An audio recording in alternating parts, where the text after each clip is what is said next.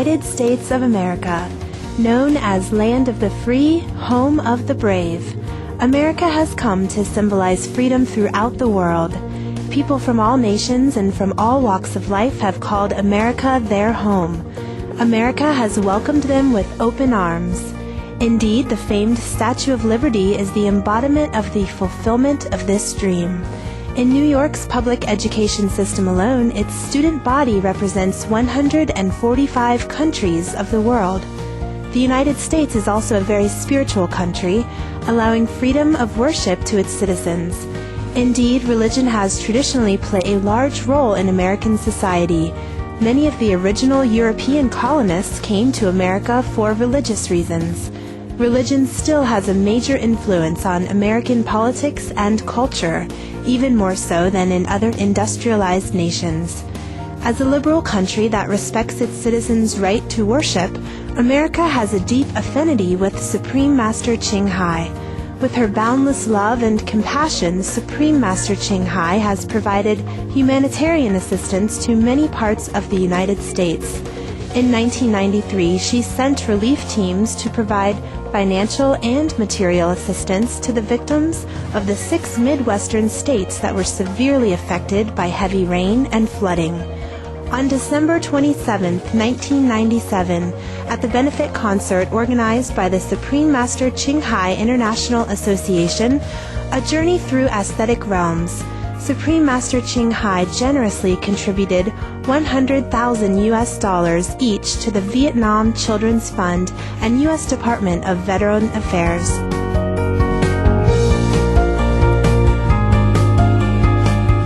The following year, on December 18, 1998, the Supreme Master Ching Hai International Association organized another benefit concert, One World of Peace Through Music, at the prestigious Shrine Auditorium in Los Angeles, California, where the Oscars were once hosted for many years.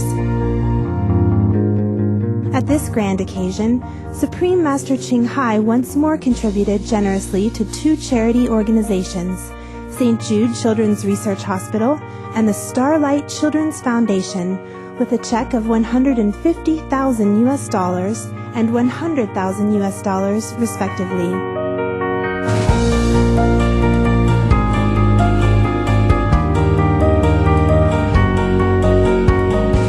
And in the face of the worst human tragedy to ever occur on U.S. soil, on September 11, 2001, Supreme Master Ching Hai had also responded by immediately sending relief teams from around the country and all over the world to Ground Zero in New York City. Supreme Master Ching Hai's financial contributions amounted to over $300,000 to organizations aiding the victims. In addition, Supreme Master Ching Hai was awarded the Los Angeles Music Week Certificate of Commendation, the Commendation of Dedication and Outstanding Service from the Mayor of Los Angeles, and the highest honor at the 2006 Annual Telly Awards. Supreme Master Ching Hai continues to this day to extend her loving compassion to all parts of the U.S., from Virginia, Ohio, Kentucky, Alabama, to California, Florida, Texas, Hawaii, and other states. We now invite you to listen to the following discussion with Supreme Master Ching Hai and our association members entitled True Renunciation in Florida, USA in February 1999.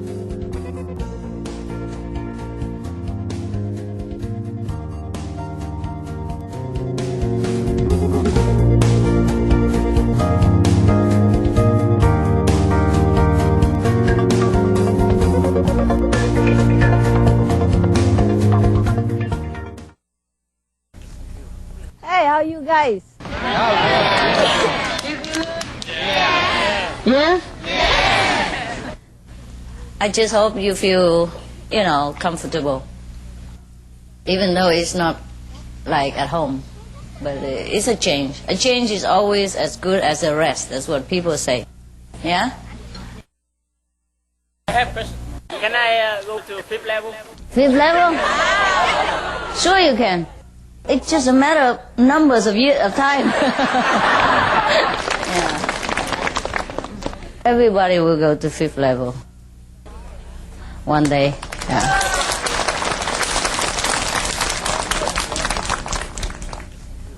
To go there is easy. To stay here is hard. Yeah. Look, to go there, all you have to do is see Master Ching Hai, get initiation, and meditate off and on.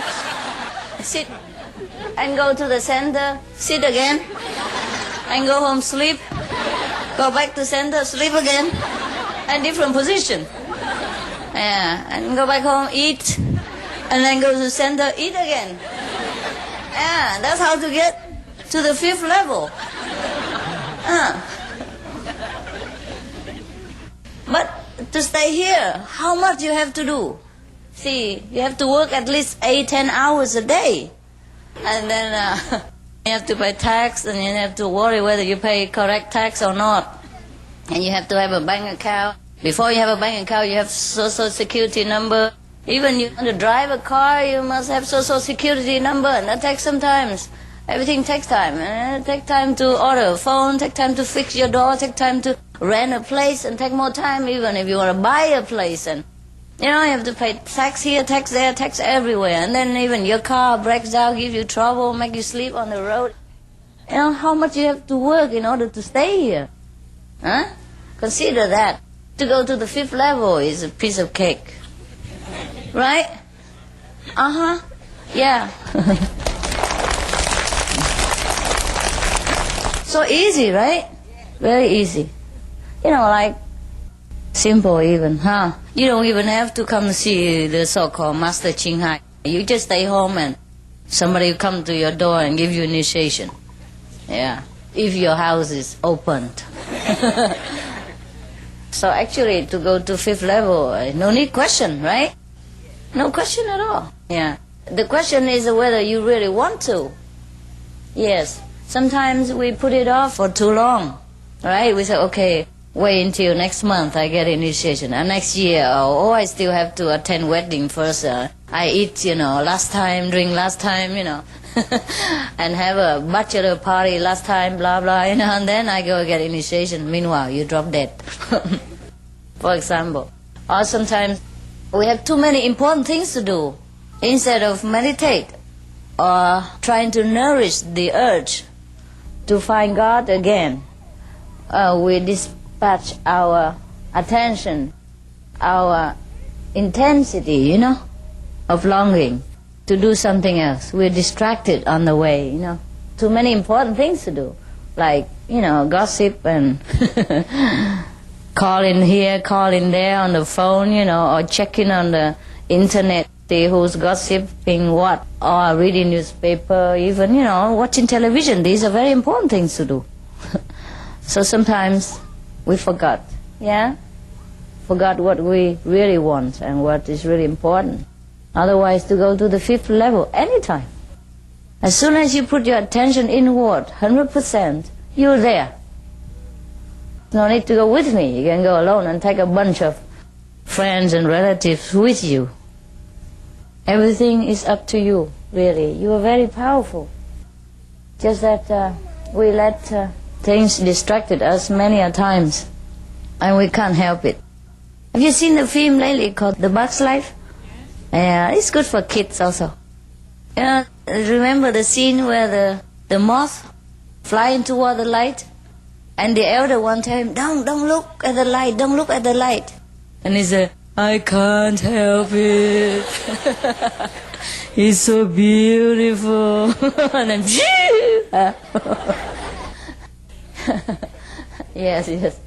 The same with us. Yeah? We know all the time that this thing, that thing, those things are not good for us. And we are here only for a brief period of time in this planet. But we still continue doing what we do, and paying all the attention to all this mundane and temporary stuff, instead of paying attention to the thing that is real. And once we know the real word inside, we do not want to even stay here 1 second longer.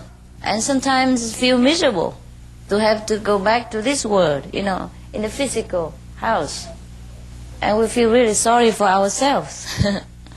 Even the people who died temporarily, so-called die, they went to heaven, But they came back, they cry, for many, many days. Yeah. Sometimes you feel it, Sometimes you don't see it, maybe, but you feel it. Like after meditation, you feel very elated, huh? And then after a while, you feel like you're missing something when that experience wears out. Okay? So that is your inner soul's feeling, letting you know in some degree that you have been there in a higher dimension, in a real world. Because we always hear of a big talk like, this world is illusionary, We have a real world and everything is better up there and out there somewhere. But it's truly like that. We know the other world. We don't want anything in this world anymore. And we don't really care. So it's also good that God lets you take it easy. And you always heard that we only change form, we don't die. But until we know that, we really could not understand what it is. And, sometimes we cling to this world. But it's okay also, it's okay. We have to do what we do, even if we know already. We just do it, right? We can control it, but we don't bother to control, right? There was one Zen master, before he died, he took a real good bath and he put on his clean robe. Maybe he wear the robe every time, I don't know. Put the best robe on, then he assembled all the monks, all the fellow practitioners in the temple, just to say goodbye. And then they all begin to cry like babies. So the monk were crying. The chief monk, the so-called master, tell them, just like I always tell you, it's all illusion. We practitioners don't cry. We tough guy. Yeah, everybody can say that. I heard you say that plenty of times. You always say that to other people, and when it comes to your turn, it's different. And somebody else have to tell you. The monk were crying, the chief monk or the master said, oh, we're tough guys, we don't cry. We're monks, we don't cry. I mean, we're practitioners, we don't cry. Because we already know everything is zero, everything is nothing, everything is emptiness, everything is illusionary, we should never cry. And the monk said, yes, you're right. Yeah, you're right. And then the master has to postpone, He was already gone. After he said goodbye, he already closed his eye, sit in his half lotus position, like the way you do, maybe. Or maybe, and then he's gone. But the monks cry like rain, in a monsoon season. So the master opened the eyes again and come out of samadhi and say, now what? So anyhow, so the monks say they know everything is illusion, but they couldn't help crying. They want to keep him, So the master said, okay, then I stay with you for a little longer. Let's make a little tea to celebrate the departure of illusion. Yeah.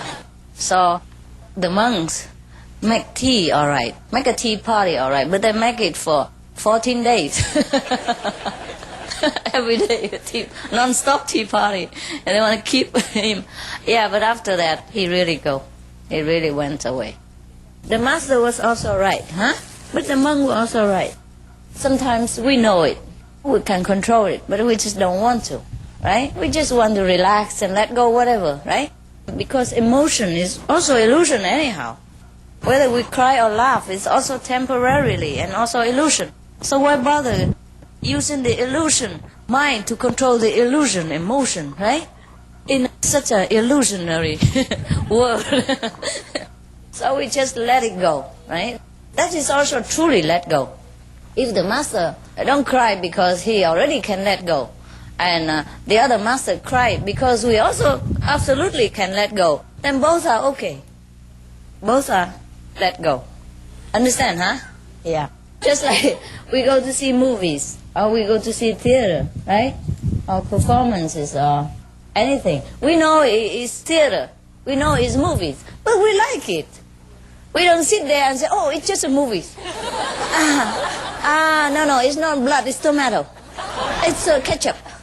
And it's beetroot that he's drinking. He's not a real Dracula and she's not a real killer. You know, oh, he's not dying. He's going out and wash out his makeup and then go out and drink coffee. Yeah, we don't sit there and analyze things in this way, right? We just enjoy the movies. Although we know, before we came in, we know during the performance and after the performance, that is all movies. A theater, it will be finished in an hour or so. But we still like to enjoy it, and we go there to enjoy, right? We cry with it, we laugh with it, we get angry with some characters, and we sympathize with some others. All the while, we know that's just movie.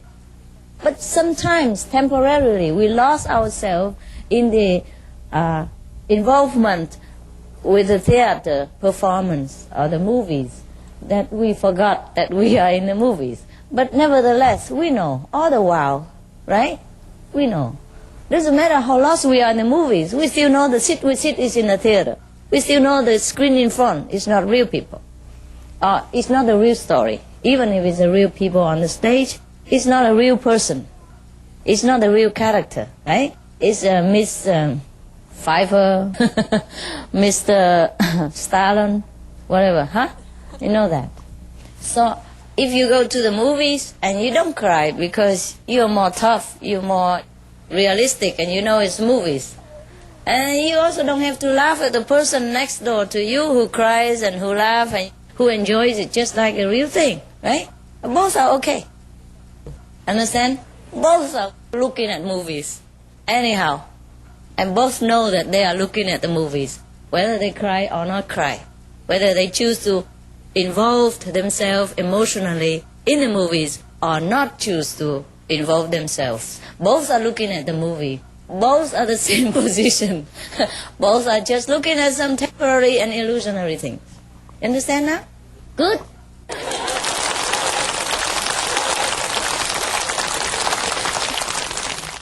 Also in the Buddhist Sutra, it's mentioned that the saints from the higher world, when they look down upon this world, it's like a filthy sewage pool of you know what.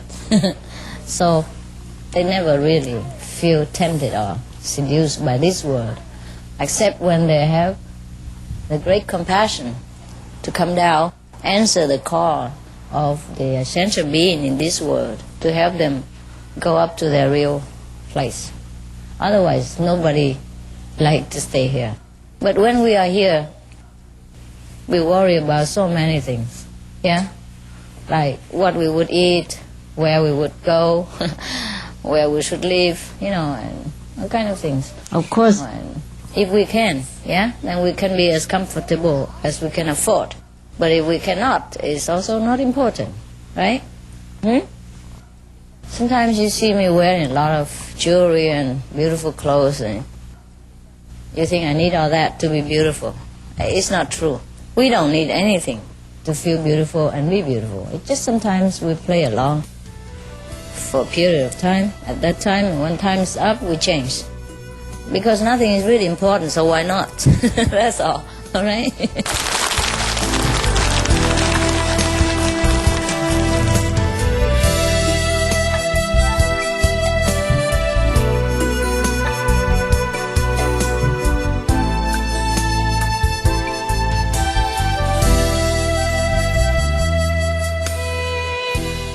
Thank you for joining us on today's episode of Between Master and Disciples. Please tune in tomorrow for Part 2 of True Renunciation. Up next on Supreme Master Television is Planet Earth, Our Loving Home. May your days be beautiful and joyous.